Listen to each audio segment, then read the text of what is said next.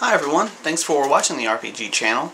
I mentioned in one of my other videos that when I run my tabletop role-playing games, I like to have everything very clearly mapped out before I get too involved into the actual gameplay and stuff. I like to have a good grasp on the setting. And a big part of that is the actual map that I'm going to be using for the world. And when I first started role-playing, this was typically just a picture that I would draw on a piece of paper by hand with pencils, and then I would go over it with pen, and then I could go back with colored pencils or however I wanted to add color. And the problem with that is, one, it was very dependent upon my own skills as an artist, and also it was very time-consuming and labor-intensive. And at the time I was in high school, though, so I really didn't have too much else to do with my time. But eventually I started to use computers a lot more with my mapping, and I needed a way to generate maps on the computer. One of the advantages of that is if you make a map on a computer, you have a digital version of it, and if you decide that something needs to change, it's usually not too hard to go and change it later on.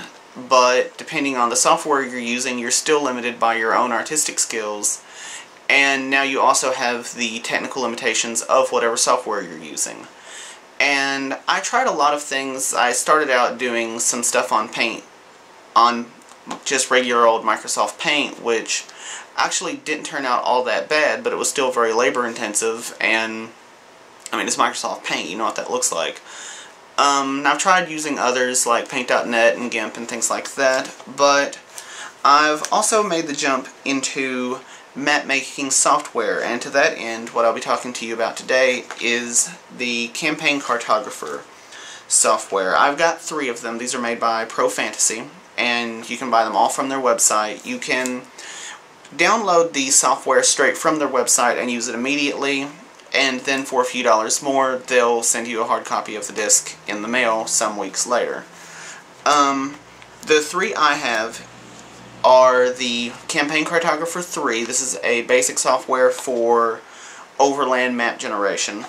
I have City Designer 3, which uses, it's basically just an add-on to the Campaign Cartographer 3, except it lets you create maps of cities.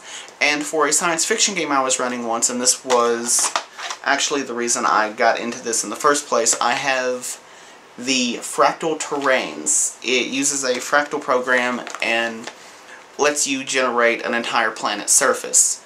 And since I was running a science fiction game, this was very nice because I didn't want to take the time to map out an entire planet's surface when next week they'll probably be at a different planet anyway. So here in a little bit I'll show you some of the maps that I've been able to make with these. The comment that I guess I would make about these softwares is that, one, they're not that user-friendly. Now, they're big, but they have kind of a clunky interface that's just hard to get into, and I don't like learning new software. I really don't. And this definitely has a bit of a learning curve to it. And the joke I used to always make was that you can create beautiful maps with it that look like you spent hours on them. The only downside was you actually had to spend hours working on them.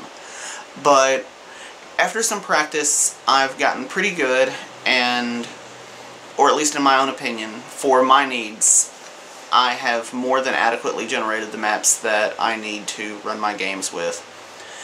And the interface, once you get used to it, isn't all that bad. It's still kind of clunky and it feels a little bit dated. But one thing I'd like you to keep in mind when I show you the maps that I've made with these is that, as far as I know, I'm only scratching the surface of what you can actually do with this software. I've seen tutorials where people are doing things with shading and textures and elevation and stuff like that, and that's very nice, but that involves a little bit more work than I'm willing to put into it. And so right now I know that I'm not using the software to the full extent of its capabilities, and I'm pretty much fine with that. But keep all that in mind, and I will let the maps speak for themselves.